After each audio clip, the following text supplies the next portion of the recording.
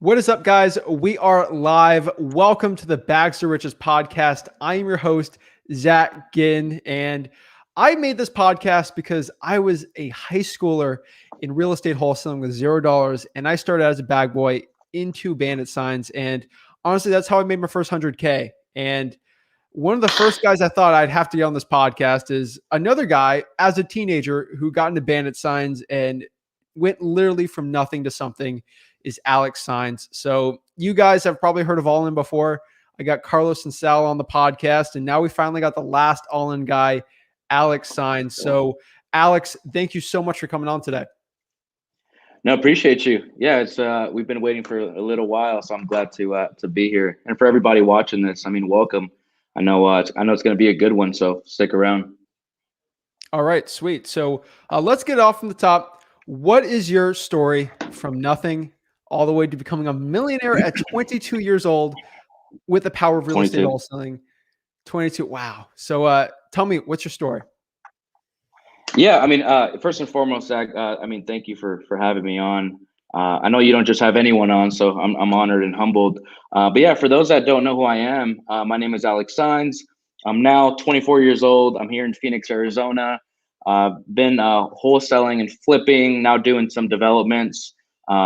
Started at 18, like Zach mentioned, straight out of high school. I graduated high school, and like many people, I really believe that I had the skill sets and the view to really become someone, right? Like I knew that there was something out there greater for me. I knew that I didn't want to live, by society standards and just really limit myself. I really wanted to go into a business that allowed me to create an infinite amount of not only money but fulfillment and really time, right? Because for me, I was chasing the time freedom more than anything. So 18, I graduated high school. One of my buddies, Jalen White, he closed a deal 2 days before graduation, and he showed me his bank account. So I was very fortunate to see that this business was real, right? Like a lot of people looking from the outside in, they think that it's a scam or it's too good to be true, or you need money, you need credit, you need rich parents, or just all they feel like they just require so much more than actually is actually needed, right? So I knew this business was real from the get-go, so I never had to battle those challenges of not believing it's true. But I believe I started at 18 and a half, straight out of high school, and I thought I was going to get a deal like my first week. I had the mindset of like, oh, this is easy, and I'm just going to go for it, and I'm going to make a bunch of money in a week or a month, and life really hit me, right? It took me 9 long months to get my first real estate wholesale deal, right? And this was at a time in my life where my parents had just recently divorced. About 2 years prior to that, I was really in a dark spot. I didn't have any financial support or really any emotional support. There was no holidays. I mean, Thanksgivings and Christmases were pretty, spending around my friend's house versus like family, right? So like there's a huge void and disconnect in my life, right? So that just made it much tougher. I mean, and then during the 9 months to my first real estate deal, my mom ended up moving. To Nevada. So then I had to ask one of my high school friends if I could live with him. And this is just graduating high school. So, back is against the wall, like fully, right? I have no money. I have no job. I have to live at my friend's house. I have nobody to call up and say, hey, help me, or hey, loan me money, or hey, I need money for marketing, right? It's like I had nobody to reach out to, right? And in those times, a huge part of me really victimized myself, and really, just felt really sorry for myself. But during those 9 months, like I just kept, hitting the pave. I just kept, staying consistent to what I thought would get me my first deal, and I just kept, staying focused on bandit signs and door knocking. Right. And I did that for 9 months, and I put out, over 1,000 bandit signs. I knocked on a few hundred doors. For me, it was like the lack of information that really limited me. And now it's like, it's a beautiful thing to see, podcasts and interviews and all this information out there where people could actually learn and they have access to that, right? And this was, for me, it's 2015. There was information, but I just didn't know where to look for it, right? So 9 months went by, really, really tough, place in my life. And I ended up getting a deal under contract here in Phoenix, by a bandit sign. It was a $5,000 deal that I got the house for 110. It was worth about 160, 150. And I assigned it to a buyer at 115. So I was going to make $5,000. At this time, this is November of 2015. It's like my eighth month in the business, or trying to get my first deal. And I had that $5,000 deal closing, and I quit my job the week before. This was like Christmas time, 2015. I quit my job banking on this $5,000 deal, and I get a call on closing day. After I quit my job, I have rent coming up. At this time, I'm living at a studio, and I get a call from the seller, and the seller says, "Hey, my dad has cancer. We're not going to sell the property," right? So imagine me working so tirelessly and just so committed to, like, really out of survival more than anything, trying to make this business happen. I get this deal under contract for $5,000. I quit my job, which was at that time not the right thing to do. And then, the seller calls me and tells me his dad has cancer and they're not going to sell the property. So there's nothing I could do at that point. I wasn't going to strong arm a serious situation like that.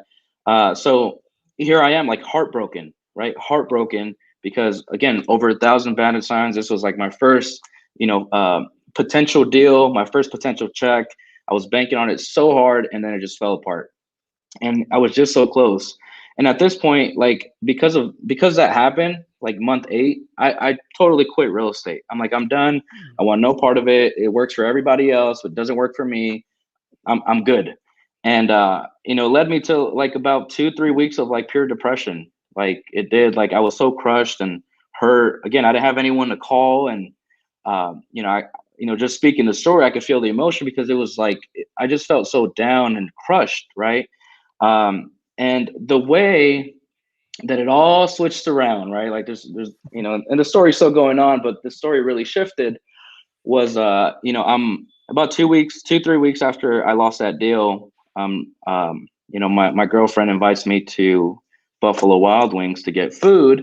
We drive by her grandma's. She's gonna get ready, and she says, "Hey, do you want to come inside?" I'm like, "No, I'm okay." So I stay in the car. I had a $800 Ford Taurus with no tags, no insurance. I didn't have the money for that, but I had a car, so I was grateful for that. And my girlfriend went to get ready inside. I'm in the car, and again, I'm crushed. I'm talking like 2 weeks of just, like, not going out, staying inside, like watching ESPN and, like, playing video games all day because I just, like, life was too real for me.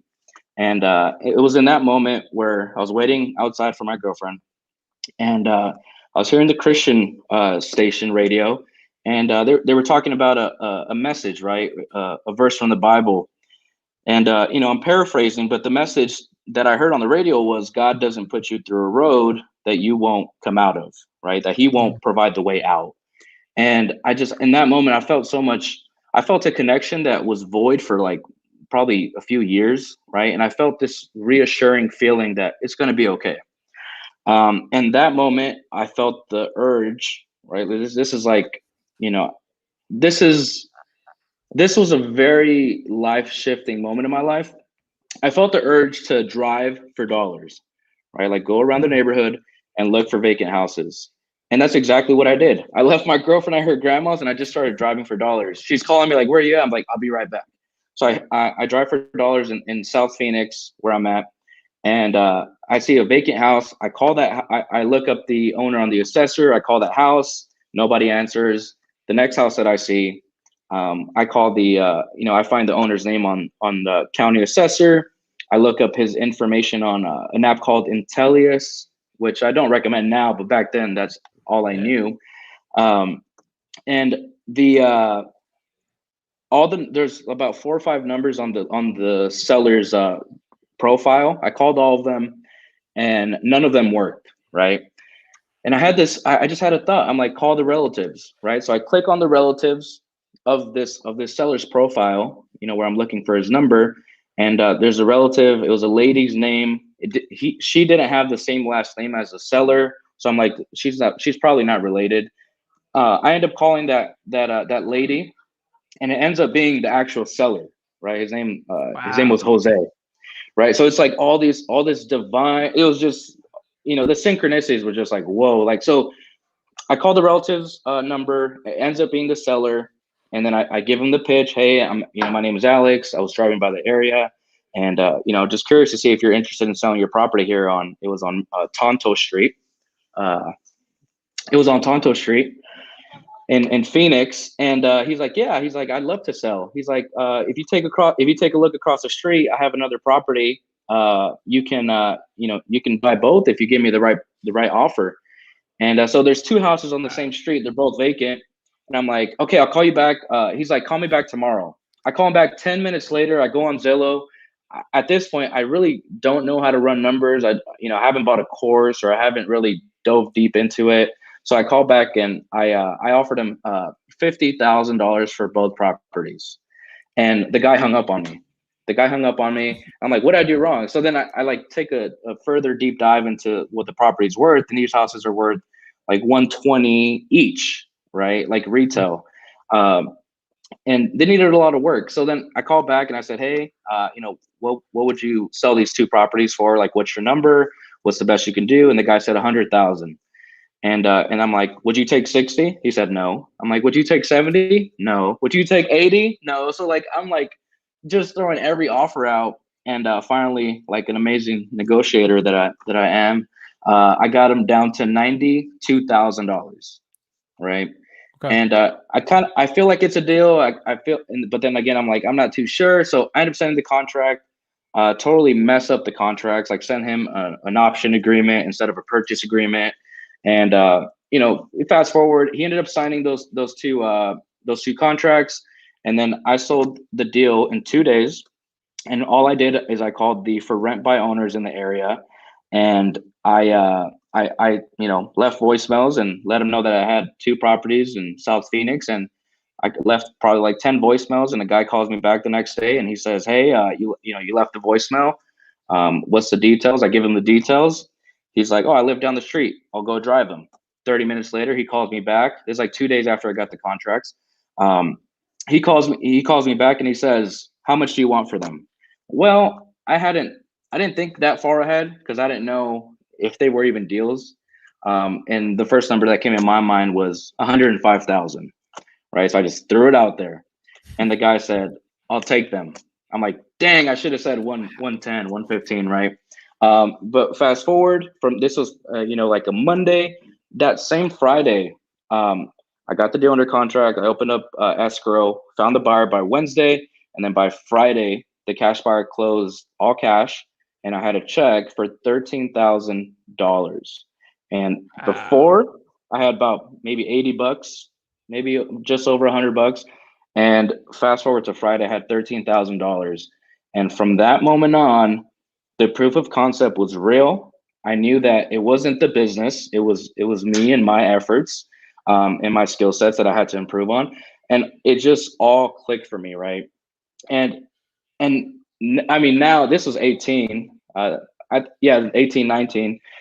And it just shifted everything. Like that was my first deal. But I look back at those 9 months, and I just realized, like, man, it was a struggle that made me who I am, right? That built my capacity, that built my patience in this business, that built the grit that it requires. Because even as you hit 6-figure months, right? Like, you still hit these dips, and you have overhead and expenses. And I'm here, at my office building now, and it's like, those 9 months taught me so much. Like, I never took any deal for granted, and I always just like controlled the controllables, and just kept the positive outlook looking forward. And from this was 2016 when I closed my first deal. I was a one-man show. 2016 closed 12 deals for 120,000. So I was 19 by then. So I closed over 6 figures at 19. Really as a hobby business. Like, I was like renting like a $300 room, playing basketball and and video games, and I was making, average $10K a month. My marketing was like, 15,000 that year. So like I profited and I kept a lot of it in the bank. I didn't buy no crazy car at the time. Yeah. So like I just didn't take it for granted, and so I went from 12 deals, and then I really doubled down on my education when it came to real estate. Attended a few events, masterminds, and what happened from 2016 to 12 deals. I went from 12 deals to 52 deals the next year. Right, I hired an acquisition manager. I had 5 cold callers. This is 2017, and we closed 615,000 in wholesale deals. So like this huge jump from like 120 kind of hobby business to actually taking it like a business. Like I didn't want to just be a hustler. I actually wanted to have a business, and that's what happened. And throughout the last years, I have a brand now by the name of offerhome.com. And we have done 100 deals in 19 and 20, and we are definitely on track for this year again. So it's been 350 plus deals since the start of my journey. But we've been able to do amazing things now. From we do events, and we have a solar company and data company and all this other software, and just segueing on to developments, and drive my dream car, and kind of travel when I want, and just really like it's just been it's been a whole it's completely turned around from what it was at 18, right? But it all started with that first deal. Like if that first deal never happened, obviously I wouldn't be here, but it was the lessons that I learned throughout that journey. And now it's been a complete blessing. All praise to God, but it's been amazing. Wow. That's truly inspiring. Yeah. I mean, Yeah. the one thing I want people to understand is a lot of people know you. They see you on Instagram, they see you on YouTube, and they might see you. They see the Bentley, they see the awesome stuff, and like the reason why I always love bringing up stories like that is because they see the end result. You have a sick office. You got the whole team and everything, but they didn't really see the hard work it took. They didn't see the Ford Taurus. They didn't see the depression when getting started. I mean, I know sometimes it's interesting just bringing up those stories, but I think it's so important for people to have context of like what's behind the man of Alex. Yeah, I mean, people, they kind of see the outer, right? But the inner struggles and battles that I face and everybody has faced, right? Because we're all human. That's what ultimately makes you, right? And I think the biggest breakthrough for me in my journey is like it's not about winning and losing. Like it's not. And I actually posted this today. It's like about winning and learning, right? Because in every loss, every struggle, every just every obstacle, and just every time that you've been down and you feel like there's no way out, and maybe you're spending your last dollar to make to make your dream happen. Like even though at that time they feel like losses, they're always lessons, right? So if we can reflect back on our past or maybe our current situation and just learn from all the things that happened that have led us to this point, then you're going to just learn lessons so much quicker that are going to serve you, right? Like for me, like one of the biggest things was I had a victim, mindset, right? Like I felt like I felt like I deserved like a deal. Like it was like I felt like entitled to success, right? Like I did. I'm like it's for me it was like, oh well, this person's successful, like, and it was never like I'm better than them, but it was like I'm just as good as them. Like why isn't it for me, right? So like being like for me it was like the victim mindset and just realizing like nothing's promised, right? You really have to earn everything. And the faster that you learn from your mistakes in the past, the faster that you are going to earn. So for me, I look back at all those struggles and moments, and they've all been lessons, right? The good, the bad, the ugly, the great. They have all just been, a combination of, who I am today. And, I'll say this, but, before I, stay quiet, like who you are today, who you are today at this moment is a sum of all things, right? That's the good, the bad, the ugly, the great. So like for me, like I look back at my journey, like I wouldn't change a thing. Even the stuff that really hurt me, right? Like I wouldn't change a thing because I love who I am today, right? I love that I have all those experiences and lessons to prevent me future pain, to allow me to be a better person, businessman, soul, boyfriend, brother, and son. So like, everything accumulated is who you are today. So like, I don't wish to change anything because I've already, learned the lessons that were required. Definitely. So yeah, I really appreciate it. I know you're wearing an all-in entrepreneur hat. So really quickly for everyone, Yeah. that logo, everyone sees it. What is that logo, and what is that all about? Yeah. So all in entrepreneurs, allinnation.com. Man, this was really a huge passion project for us, right? Like, 2016, 17, 18, went to a lot of masterminds, attended a lot of events, invested a lot into self-education, which is one of the biggest reasons why, I continue to scale and scale at a, consistent rate, is because of self-education, right? So in 2018, June of 2018, we decided to throw our first event. And the reason for that is we went to about two masterminds early 2018. And, it's a mastermind, just an event where, 10, 15, 20 people gather and they share their business, right? So, but every time for those two events, we shared our business, everybody was like asking us like every question in the book. How do you do this? How do you train your cold callers? How do you run a sales team? How do you hire? How do you track your numbers? So it became a lot of questions, right? And when we go to masterminds, it was only like a 30-minute time slot. So you really can't explain your whole business in 30 minutes, right? So and we went to the masterminds, and they weren't the best thing. And it was like I know we could do better, right? Like, and the marketplace, people need, you get, I get hundreds of messages. I imagine you do too. And it's like, it's really hard to answer to everybody. But if, for us, if you throw an event, you could just really focus your time, intention, energy, and your knowledge and wisdom into that event. So then we went to those masterminds, and we just felt like, man, like, we could throw something really good. And what happened what happened was, like, this is our first time throwing an event. We have no prior experience, and we decided to throw it was a $5,000 event, and our first one, and we limited at 60 people from the venue that we got. We didn't think that 60 people were going to show up, and we actually had 65, 66 people show to our first event. I mean, no ads, all organic Facebook marketing, where we just posted about the event.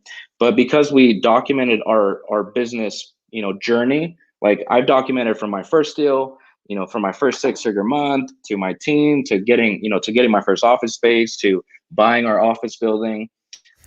So like, there was a lot of trust in the fact that we do deals, right? Like, I'm not just teaching and not doing deals.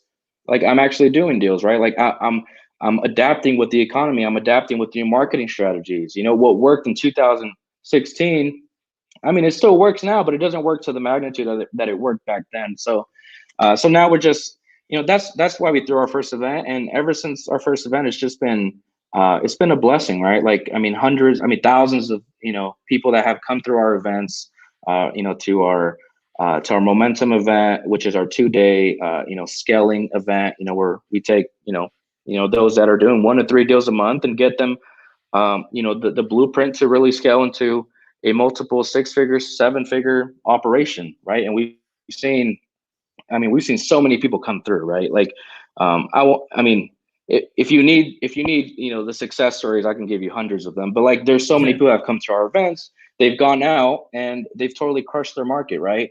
And more importantly, not just make a bunch of money, but like really become better leaders and impact their communities and their families. So like, our core values, I think it's on this side. Our core values are, God, family, hustle, right? And that's been the driving force. I'm big on faith. I do believe that I just would not be here if it wasn't for my faith in God. And then, family, right? Like our values, for us are of, of higher principle, where it's like we don't prioritize, making money over spending quality time with the people that we love and admire. So like, All In's just a beautiful community, bro. And for those that just want more education, it doesn't have to be paid. I'm not asking you to buy anything, but feel free to YouTube All In Entrepreneurs, All In Nation, and you be the judge. Definitely. At the end of this video, guys, I know this is live right now, but at the end screen, there's going to be 2 podcasts I'm going to put on there. One of Carlos Reyes and one of Sal Shakir. I'm telling you, from all of my podcasts and from the hours I've spent with all of you, you guys have one common denominator, in my opinion. And it's really that you've all had struggles before and you guys all keep your egos out of it and you just help. And that's something I do appreciate. I think you've talked about masterminds before, and some of these masterminds, I'm gonna be honest, like it's all ego, it's all fluff. And I appreciate you going in the actual details and the weeds of things and really helping people out. No, absolutely. Yeah, it's been an honor, and I can't, it's still early, so I can't see where this ship goes. Definitely. So let's get into it. We know your story. We know you're doing, let's say, pretty well. You're definitely blessed in your business, but you're doing 7 figures now. So you do the calculations; those are 6-figure weeks, 6-figure months. So break it down for everybody. How does somebody go from 5 figures to 6 figures to 7 figures a year? Yeah. So four really big departments, right? Number one, a lot of it comes down to capacity, like hands down capacity, right? Like you can, like, somebody can put, $20,000-$30,000 into marketing, but they may not have the team ready for that, right? So when I say capacity, is like, how much can you withstand? How many conversations can you have on a daily basis, right? So like for me, it's if I were to prioritize them, it'd be probably number one, your people. So you have to have a team. Like you have to have a team. Now, I'm not saying you need a team of 10, 15 people. I mean, we've been up that high, but it's like you have to have a team, especially on the acquisition side. You cannot scale to 7 figures if you don't have the team to field those calls, right? So number one is the team. We have 5 acquisition managers in our business that are on the phones every single day, right? So the difference between a 5-figure company and a 7-figure company is, for somebody that is maybe a one-man show right now, is, how, if I were to ask you, like, how many calls are you making on a daily basis? It's not going to compare to the amount of 5 people, right? Like, let's just, like, I mean, you could ask anybody in the world, who's going to win, a team of 5 or a team of 1, right? So that to me is where you start multiplying your time. So like, if a one-man show, you got, say you put 8 hours, 6 to 8 hours, call it 8 hours a day into your business. I have a sales team of 5 people, and that's 40 hours a day. So my 40 hours a day don't compare to your 8 hours a day, right? So that's number one. Like just the you have to leverage a team for time and expansion of capacity. That's number one. Number two is you have to have the proper marketing channels, right? Like it comes down to leads, like hands down. I mean, you could have a team already, but you may not have enough leads. If you have a team of 5 people and you're only getting 3 leads a day, that's not going to cut it, right? So, but if you're getting 50 to 60 leads a day, which I think that we're about there right now, then the 5 people are always going to be fed. Like they're always going to be fed. So so then so that it's marketing, which is your lead flow. I feel like in order to scale into 7 figures, you can do it you can do it through niche lists, but you really have to start targeting broader marketing lists. So like, in order to keep a team of 5 acquisition managers busy, you have to produce some leads. So you can't, like, I can't focus all of my marketing efforts into an inheritance list, because in Phoenix it's only maybe a few hundred a month, or maybe even 100, right? So like 100 people, 100 leads is not going to feed a sales team. So then I have to be broader in marketing. I have to, I'm targeting more of high equity now. We have cold callers, we have PPC. We do a lot of digital advertising with offerhome.com, and that keeps the team busy. So like, I guess the main difference of, just to clear it up is the difference between a 5, maybe low 6-figure to a 7-figure company is, your team and what you can handle as far as, how many outbound calls, and then how many leads you actually talk to, and then your marketing, right? Like if you have a team with no marketing, it's not going to work. And if you have a bunch of marketing with no team, it's not going to work. So those are the two biggest pillars. And then I mean, third and fourth, I would say maybe your dispositions, selling your deal. I truly feel like a lot of wholesalers sell their deals too fast, right? They invest in the marketing, they put in all this work, they follow up with the seller for 3, 6, sometimes a year. They put all this time and energy and effort and their money. And then once they get a deal under contract, they sell it within 30 minutes, right? Versus maximizing your disposition price. Like, we don't sell any deal that we have.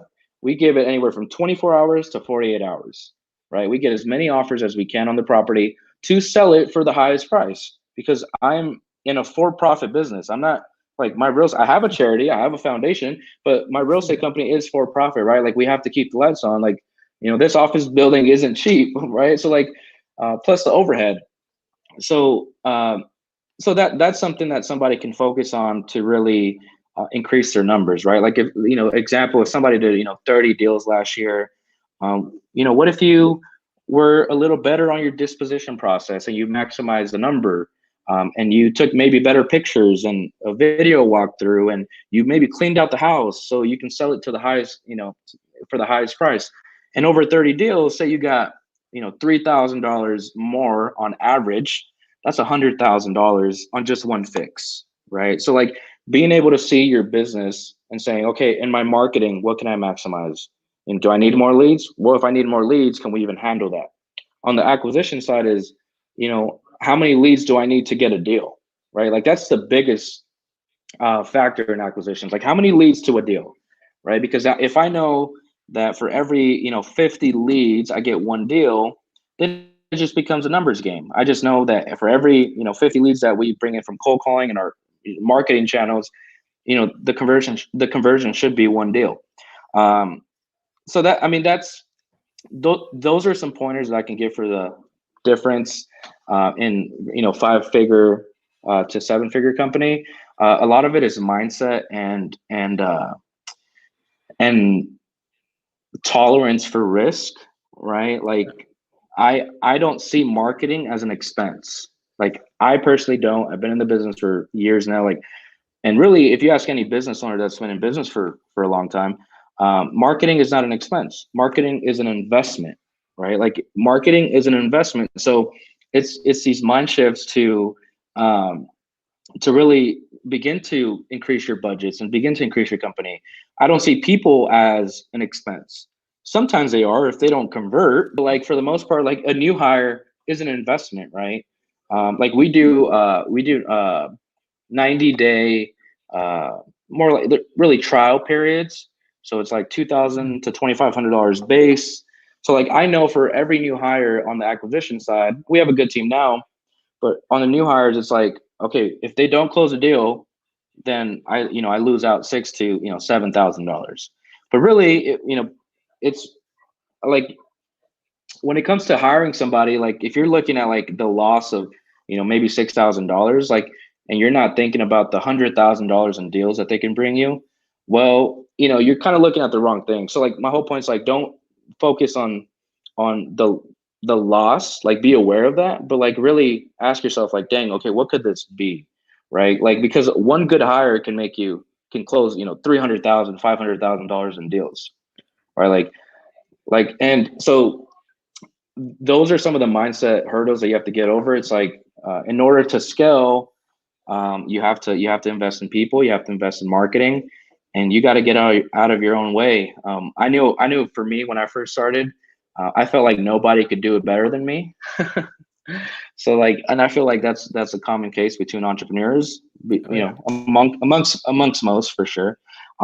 But what you have to realize, like, you only have 100% to give, and if you're giving 25% to marketing, 25% to acquisitions, 25% to dispositions, and then 25% to operations, books, and learning, watching podcasts and self education, you're kind of stretched out too thin, right? But if you can hire a disposition manager to fully put 100% of his time into that, and I just cleared up 25% of my time. Maybe I have to give pointers here and there, but like for the most part, like now my disposition department's fully automated, and it's just about letting go of the vine so you can create more. No seven-figure company. Majority of most seven-figure company, it's not a one-man show, right? Like you need help. It's a necessity. You just have to look at those things as investments versus expenses.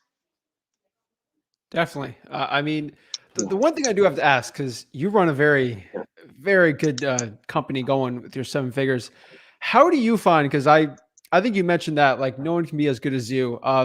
What are your acquisitions guys? Is it Andy Garcia? Is he your like big acquisitions guy? Yeah.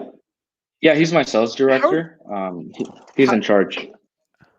how do you get a guy like that? That dude is an absolute beast. Like, how do you find guys like that for your business? Because I mean, just hearing some of his stuff, it's absolutely amazing.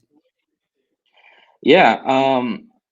Well, I've known him since I was 6, so I've been kind of blessed. Oh But man. no, actually, when he first joined the team, he was, he was working at Domino's and really had no sales experience, like at all, right?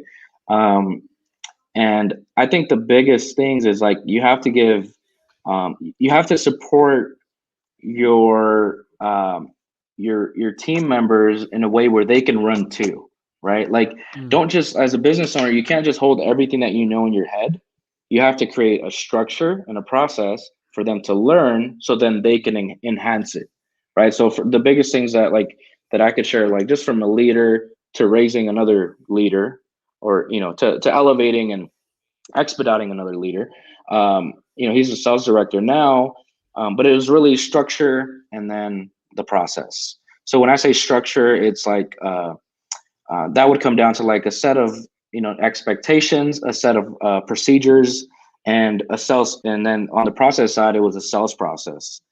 So it's like and then on the sales process, it's really the way we handle calls, and then how we do performance management, where it's where there's accountability and responsibility to those calls. So like we do a lot of weekly meetings. We I mean, a great book that I recommend is Traction by Gino mhm. Wickman.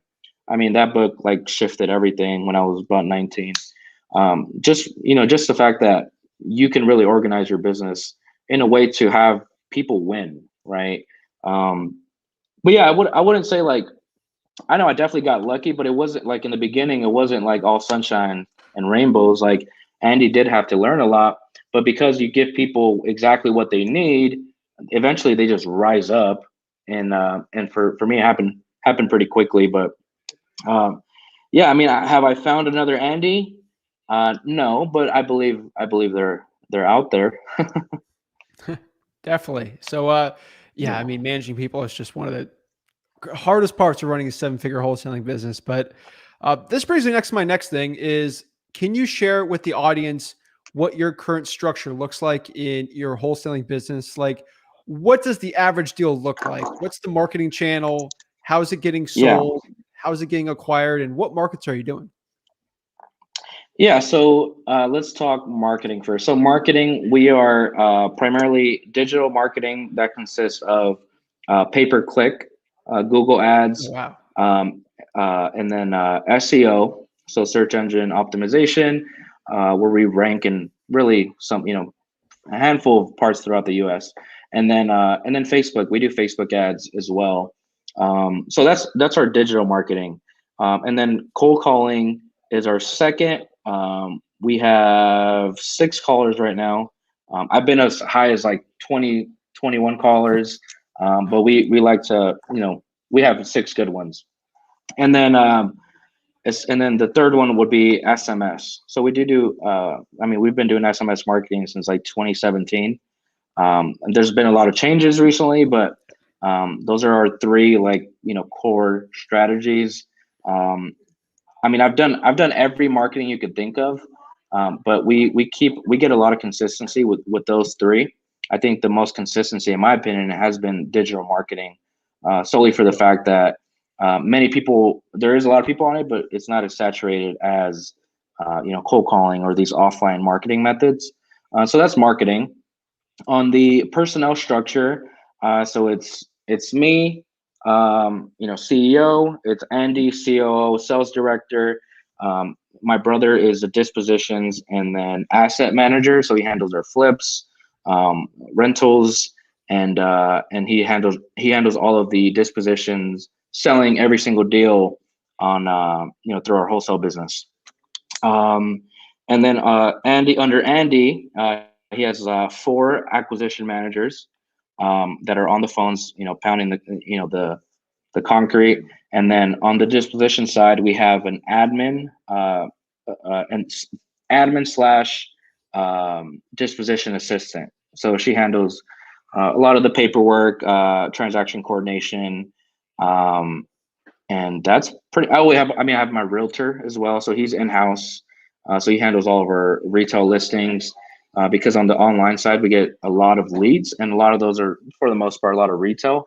So we have a retail leg of our business, and then under him, he has 3 agents under him that help him with the day-to-day stuff. So in house, that's it. I mean, I have a digital campaign manager. He does all our online stuff. Everything else is really outsourced. Like we have VAs that handle and all the KPI spreadsheets. But for the most part, everything's really lean, right? And we have a full-time CFO in our office building that handles not just the wholesale side, but all of our companies. So it's I mean, we run pretty lean. But yeah, I mean, that's pretty much the structure. What was the other question? I mean, as far as the process on our leads, I mean, it's fairly simple, right? So we put out marketing. We never stop marketing. We never stop our marketing channels. Even in 2020, we didn't stop. Kept it consistent. So we put out marketing. Leads come all directly to our Podio, which is our CRM service that we use. So we keep track of all the leads through there. And then our acquisition managers, we have a 30-minute rule. Like if it's a new lead, it has to be contacted before 30 minutes or before. No waiting, even if it's 9 o'clock at night. Like there should be a call. So then all the leads go into our Podio. Acquisitions go in there, and they call the new leads, follow-up leads, and everything's pretty organized in our CRM service. And then let's say we get a deal under contract. All the markets that we're in, we're primarily in Phoenix, Vegas, and California, mainly the Bay Area. So, I mean, we've done deals all throughout California, but our primary in California is San Francisco Bay, Oakland area. And then I would say like 60% of our, no, actually probably, what would I say? 40% of our deals are in Phoenix, and then 30% of our deals are in Vegas, and then the other 30% are in California. So throughout those markets, I mean, we've wholesaled in you name it. I mean, Texas, Colorado. I haven't done Utah, Texas, Florida, Vermont, Connecticut. Kansas City, Oklahoma. Just like so many cities throughout the U.S. that we've done a ton of deals everywhere. But our main, we just focus on our markets that, have been the most profitable for us. And the average profit per wholesales, like in California, we just closed one today for 33,000. So our average is, those are above 30. Like our last one was like 40. And those are actually pretty small assignments compared to some wholesalers out there. But we've been consistent with at least 30K plus on the California side. And then on the Vegas side, we're probably averaging about like 20,000. And then in Phoenix, our goal now is to flip more in Phoenix, but our average is about 16 to 17,000 in Phoenix. So it's one of our lowest wholesale averages, but we get the most amount of deals here, so it kind of balances out. Yeah, I mean, I think I gave a kind of overview. Is there any other questions you want me to elaborate on? No, Or anything? that's it. I mean, we're getting a lot of questions on the comments here. So everyone's wanting to know, what list are you pulling? List. So when it comes to lists, I mean, let's say, because for cold calling and our SMS, well, like I was mentioning earlier, like we pull really big lists, right? So like for me, me and Sal, what we did is for the last 2 years, we pulled the entire county of Wow. Phoenix. So it was like 800, 700, 800,000 records, skip traced it all. So then that saved, I mean, it was very pricey, but that gives us such a big list to, not have to worry about it. So that was like what we did. But like, to answer your question, I think that the best list, and just really any market, are the ones that are probably preached about the most, right? You have your absentee. I think absentee is one of the greatest lists that you can pull. Most people will say, well, everybody's hitting those, right? And I would say there's a lot of variables, because there is, I would ask, like, what data are you using, right? Like, are you using quality skip trace data?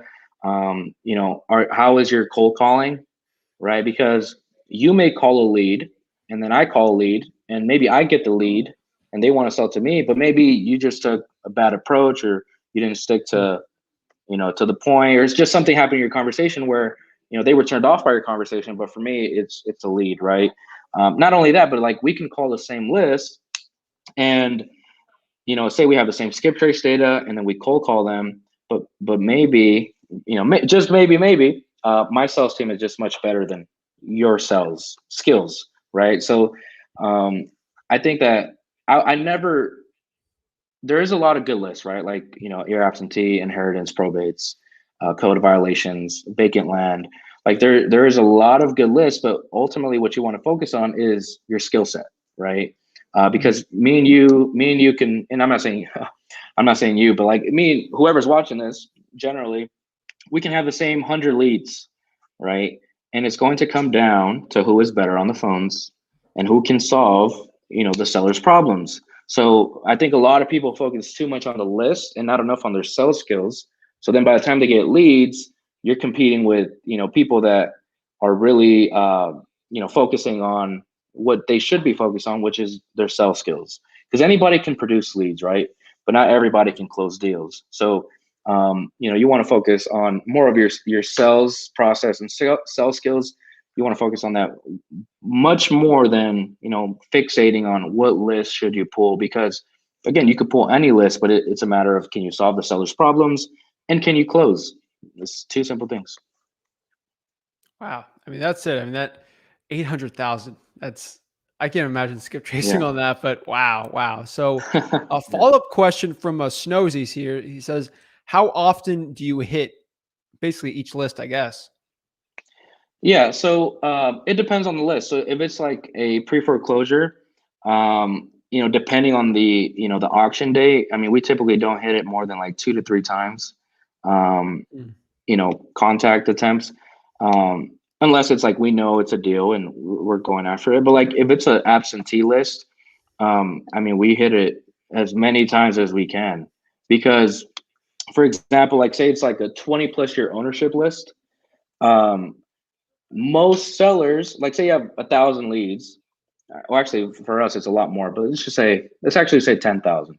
So you have 10,000 leads that are 20+ year ownership, right? What makes you think that next year or in 6 months all of them are going to sell, right? Like, they've Mm. already owned it for 20 years, right? 3 months is not I mean, they're not just all going to sell, right? So those leads are still very good leads.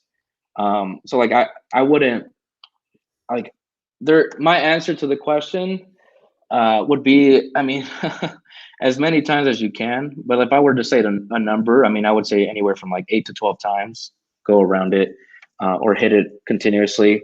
But it just depends on the lead. Like if it's a 20 plus year ownership list and you got it last year, I would still say that's a good list because not all 20 or not all 10,000 sellers just, got up last year and sold. Maybe 5 to 10% of them, but that's still 9,000 leads that you can target that you paid money for because data is not cheap. Oh no, definitely not. Yeah, So, we know. Yeah, we know that firsthand. So yeah, we're getting a lot of comments here. Everyone's loving your stuff. Everyone's motivated. This is great. We got Lay asks. She says this live motivated me. Made an offer on a property. Just made one. Wish me luck. Right. Awesome. Christopher asks, hey man, you said you were not organized in the beginning. You said you took 9 months. What's your best tip for organizing? Yeah, I would say you have to create a game plan and execute that game plan. You can't just say you're going to do something and then not do it. So like if your goal is to get a deal, my goal is not to, like my goal for you, and I don't know if you've done deals or not, Chris, but like go after like the 100 no's. Like make that your goal. Like, hey, I want to call and make offers and get 100 no's because that's just going to take you closer to your yes. So to get organized, I would just make sure that when you set a game plan or you say you're going to do something, actually do it. And don't feel like if you set a game plan of getting a deal, make it reasonable, like make it actionable steps. So it's like, okay, if I have to, get my first deal, my goal is to, and I don't know your time, but it's like I'm for, 4 hours every single day, I can, for 4 hours every single day, what I'm going to do is cold call. I'm going to call seller leads, and then I'm going to make, offers, right? To the seller leads. So like you have to make it measurable goals. So then you can stay consistent. So like if your goal every single day was, I want to make 10 offers a day, and that's all you did, eventually you're going to compound all those offers where you're going to get a deal. Like it's inevitable if you continue to do that. Now, I don't know if it's going to take you 6 weeks or 9 months like it took me, but my point's like you want to do, daily tasks that you say, when you say you're going to do them, you do them. That ultimately is for that goal, that outcome that you desire. I think the biggest mistakes that I did during the 9 months is like I was busy, but I wasn't doing like money producing activities. Like I was like learning and I was like trying to learn all this data stuff versus just picking up the phone and making offers. So in order to get organized, just focus 80% of your day on money producing activities, and that's going to expedite, everything else. And I mean, just some organization resources. Like I use a Todoist. Todoist is an app where you can, it's a task management app. There's an app called Toggle, Toggl, track. So it's a tracker. So you could time block, 3 hours. I live by my calendar. Like I have to have a calendar invite or it just doesn't happen. Like, right. Like either you rule your time or your time rules you. So like, I'd rather rule my time knowing exactly what I have to do every single day. So then just set deadlines, right? Like if you want to get organized, you have to get it from your head to paper and, that could be to calendar as well, but you have to get super clear on what you want in order to do that. And then the last tip is like, when it comes to like having productive time, it's about the quality of time that you put into your business and not the quantity. So you want to make sure that when you say you're going to work 4 hours, you're not just busy for 4 hours, you're actually doing money producing activities, right? So I always keep an 80-20, like 80% of the time I'm doing something that either, elevates my leaders, elevates my revenue, or elevates, the business, right? Like it's those simple things. 80% of the time I'm doing things to elevate some part of the business or leader or, revenue. And then 20% of the other time I'm doing research and development. I'm reading a book or I'm watching a podcast or I am, reviewing old notes for masterminds or I'm networking. So like, although like those are all productive stuff, you have to realize like the money producing activities, come in this business come down to marketing, right? Getting marketing, get the phones ringing, talking to people, closing deals. Like marketing, talking to people, closing deals. Like those are the money producing activities. So don't actually, this is a huge lesson for everybody. I used to try to I was like OCD freak about the business. I'm like, man, like I want everything to be perfect, right? Um, but then I would like neglect like marketing, right? Let's like, oh, I need to better my disposition process. So then I just like don't even pay attention about marketing, and I'm focusing on dispositions. So my point here is like, if you focus on a certain part of your business, just make sure that your business is still flowing in the areas that matter, right? Because you can fix problem as long as you're making money in this business, you can fix any problem, right? But at the moment you stop making money in this business and you have problems, well, now you have two problems. You have lack of revenue and lack of really a sound mind because you're focusing on just everything. So just make sure marketing is always going and you're producing on money and you're focusing on money producing activities. Definitely. And we're getting a lot of questions, guys. I can't answer every one. Some of these questions Alex has already answered before. So the last couple of questions here for you guys is Anthony asks here, can you break down real quick your pay structure for each team member and how much your company should be profiting in terms of ROI a year after marketing cost and paying each team member? Okay, that's like 4 different questions. So which one do I start with? Yeah, so pay structure, I mean, just to keep it, very direct, we do base plus commission, and our commission on each deal is 10% gross. And then the base fluctuates from position. So I mean, 2 to 5,000 base, depending on the leadership position. But yeah, it's 10% of gross amount. What's the other question? How much should your company be profiting in terms of ROI a year after marketing costs and paying each team member? So in the beginning, I was like at 70-80% profitability. Even in 2017, I believe it was 72-71%. So like out of 615,000, I kept 70% because it was just a team of cold callers and just paying commissions. But now as you grow, we do a lot of online marketing. So a lot of it's like investing now for the future. I would say a healthy profitability now for my business, before taxes, above 50%. So if we make 200,000 a month, my expectation is to keep just over 100,000. And that's after paying everybody. So, and that's, very reasonable if you have, systems in place and you track your numbers. So that's what I would shoot for when it comes to a bigger business. But if you're a one-man show, you could be very profitable depending on the marketing that you're doing. I think one of the biggest mistakes that I see a lot of people do is like they'll get a deal, say by driving for dollars, and they'll take all that money and dump it into like cold calling, right? Versus focusing on how you got your first deal or how you actually made money. So, if you got a deal a certain way, keep at that, right? Don't stop that and add on to that. Don't say, I'm just going to jump from driving for dollars to cold calling and forget about driving for dollars. Keep both, right? Because you already know a proven model and process on how you got your deal by driving for dollars. And then to learn cold calling is a totally new thing. So just make sure you keep that consistency with what has worked, and then you add on to make it more work, make it work more. Definitely. Great answer. So last question here is Donna asks, since you're doing your virtual wholesaling here, do you make offers on the first call, and how are you determining value so quickly? Great question. We do make, okay, so it depends. So if it's a cold call lead and it's already been qualified and it's in our system, we do make offers on the first call from the acquisition standpoint, right? But our cold caller is not making the offer.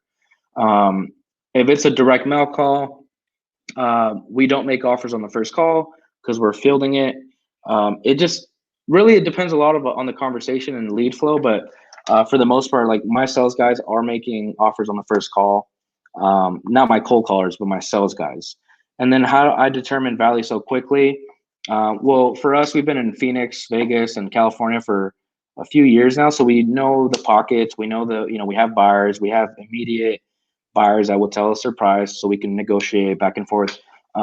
But I would, for us, I mean, I think the greatest tool is definitely the MLS for us, just because we can, I mean, in under 3 minutes, just based on square footage, we can see the sold comparables. So we do a lot of square footage comping, where it's really quick. So, and that's because of our experience in the market. But yeah, I would say like a healthy time to comp a property is definitely like under 5 minutes. Like if you can keep it under 5 minutes and make that call, you can be pretty efficient throughout the day. You have to, another like value tip that I'll add is when it comes to offers, we don't make hard offers. We don't say, hey, Mr. Seller, we can do $160,000.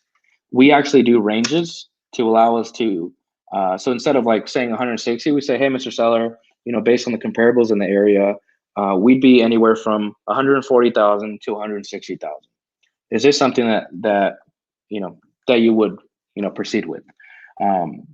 So then we give ourselves a range because we're making offers over the phone, and sometimes the seller's going to tell us that the property is totally remodeled, and we get in there and there's like popcorn ceiling and old 60s tile. So like you give an offer range to be able to easily negotiate after you actually see the property and get pictures. So yeah, that's a tip that I'll add. So and then on the comping, always focus more on the ARV, the actual value versus the rehab cost, right? Because if you are, the after repair value is so much more important than the rehab cost, and I'll tell you why. Because if you're 10% off on a $400,000 property, you are $40,000 away from the actual repair value. But if you're 10% off on your rehab costs, well, it's only like $4,000. So we just focus much more on hey, let's spend more time on the actual value, and then we estimate repairs on square footage, and that typically has helped us tremendously. Wow. Thank you so much for helping these people out. That's a great answer there. So, last two questions for me is right now, if you were sitting down with yourself, let's say you're back in that Taurus, listening to that radio, and you didn't know what's going on. What would your number one piece of advice you could give to yourself back when you're 18 years old? No deals, no money. What would you say to yourself? Great question. I mean, it sounds so cheesy, but it's take it one day at a time. I think sometimes as as eager entrepreneurs, right? We like patience, and in real estate, you can win really fast, right? But for the most part, this game is a marathon and not a sprint, right? So you have to take it one day at a time, and I'd take it even further. It's like one action at a time, one task at a time. Because like if you have a huge goal for real estate, whether it's $1 million in a year or I don't know, 1 million properties in your portfolio, I don't know, like whatever the goal is, if you keep fixating on that end goal, you're really going to get overwhelmed, right? If I said, hey, you have to make I don't know, 10,000, 100,000 calls to earn $1 million, like you wouldn't even know where to start. But if you break that down into 52 weeks, and then 4 week or 52 weeks, and then 5-6 days a week, and then those 6 days a week to 8 hours, then you could actually get measurable goals. I would definitely say one day at a time. Like, and I'll say this, it's like, when you hear the saying, like, how do you eat an elephant? And the answer everybody says is like one bite at a time, right?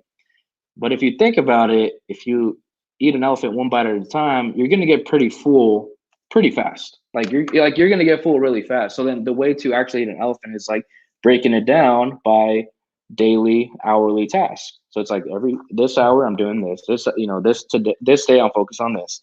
And eventually a month later, 2 months later, 6 months later, 5 years later, like me, you've eaten a few elephants and you've accomplished some of the real estate goals that you've strived for. So definitely one day at a time. And, just some honorable mentions.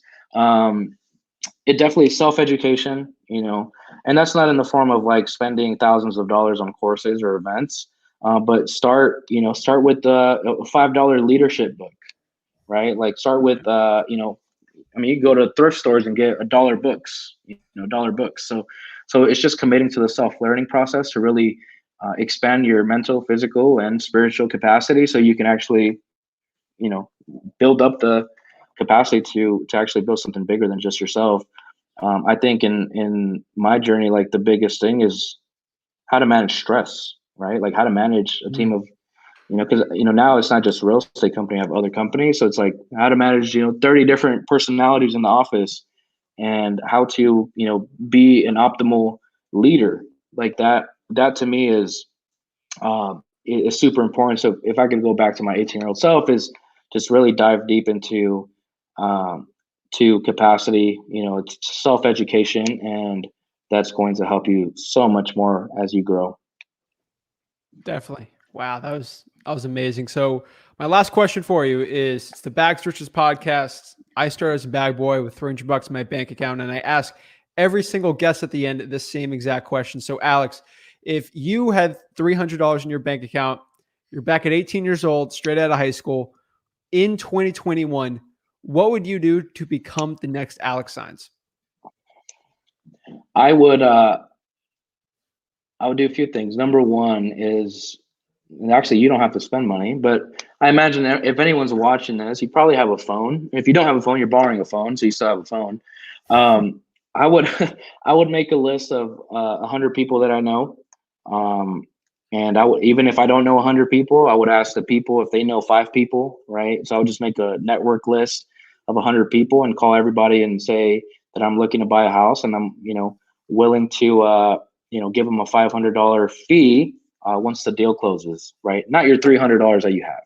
So you can make a free list of people that you know and just tell people what you do. We forget that we are our biggest marketing channel, right? Like our voice and our message to everybody, right? So let people know that you're looking to buy houses. That's something free. You can keep those $300 and just keep doing that until you get a deal. But if I were to spend money, I would, let's say there's no excuse, right? Like if you have a car, I would start driving for dollars. That's the first thing I'll do. And if you don't have a car, take the $300 and go buy a $20, $30, $50 bike and start biking for dollars in areas, right? Like there's no excuse. It really comes down to your ability to be resourceful and just have a winning mindset with the fact that it doesn't matter what happens. Like these are proven methods, right? Like I'm telling you, hundreds of people have got deals, probably thousands of people have got deals driving for dollars, right? They're no better than you watching right now. Like it's just about committing to that process and making it happen. And I'm probably like at $50 budget right now, but if I were to do 300, I would definitely, find a list, a really niche list, either a probate, inheritance, or tax defaults. Even if you start with a list of 100 or 200, however you can afford with the $300, and just commit to cold calling those leads. But it really starts with your decision, right? And that decision is, are you going to make it happen, or are you going to keep telling yourself, oh, when I have $1,000, I'm going to start, or when I have $10,000, I'm going to start, right? Because I had like $80 when I started, right? And I put a $10 earnest money, and that was all that was needed, to close a $13,000 check. And I look back and I victimized myself for 9 months, and it took me into the moment to realize, like, man, it wasn't about not having money or having money. It was about my effort and intention on what I really wanted. So, for those, listening to, what we've mentioned so far on this podcast, like, just make it happen. Wow. No So excuses. definitely, man. I really appreciate you coming on the podcast here. How can people get a hold of you, and how can people learn more about you and some of the stuff you're doing? I saw you got momentum coming up soon. Can you tell me a little bit about that? I mean, how can people get in Yeah. contact? Yeah. So if you want to reach out to me directly, you can find me on Instagram or Facebook, Alex Saenz. I think it's right there. And if you have any deals in California, Nevada, Arizona, feel free to email them directly to me, Alex at allinnation.com. Alex at allinnation.com. And that goes directly to me, no assistant, so I could immediately tell you yes or no on any deals that you may have. And yeah, our 2-day momentum event is actually next week. So if you're watching this after Uh-oh. next week, then you're gonna have to stay tuned for the next one. But if you want any information on that, go to attendmomentum.com, and you can check that out. And if you're looking, just to keep up with what we're doing, and any future events that we may have, that we will have, because we're here to stay. You can go to allinnation.com, and you will find everything that you need to know and learn about me, Carlos, Sal, and the All In movement. So yeah, man. I mean, here's a question for you. What can I do for you? I mean, this has been a lot of fun. I mean, the only thing I can do, man, is just keep you hammering and keep inspiring, man. I remember you talked about Jalen White. I used to listen to Jalen White when I was putting stakes in the bandit signs when I was starting out. I mean, I used to listen to all you guys. So, yeah, man, I really appreciate it. You guys, everyone at All In, they're humble. They take the ego out. I truly appreciate it. But thank you so much for coming on. I can't wait to have you on next year when you're not buying a Bentley, you're buying a Gulfstream or whatever crazy stuff you're going on there in the future. But Yeah, I really appreciate you coming on. no, of course, man. Thank you, thank you. Yeah, definitely focus, man. I feel I have everything that I need, and now it's just about really scaling in all areas, right? Like I truly want to be the best version of myself in all areas. So that's the mission now, and I want to help and push as many people as possible to becoming the best versions of themselves. So yeah, it's I look forward to another podcast here soon. And man, I just can't thank you enough. And for everybody watching, keep at it. If you guys require anything, I mean, we're obviously here, for you guys. So thank you all. Boom. Thank you guys so much. See you next week.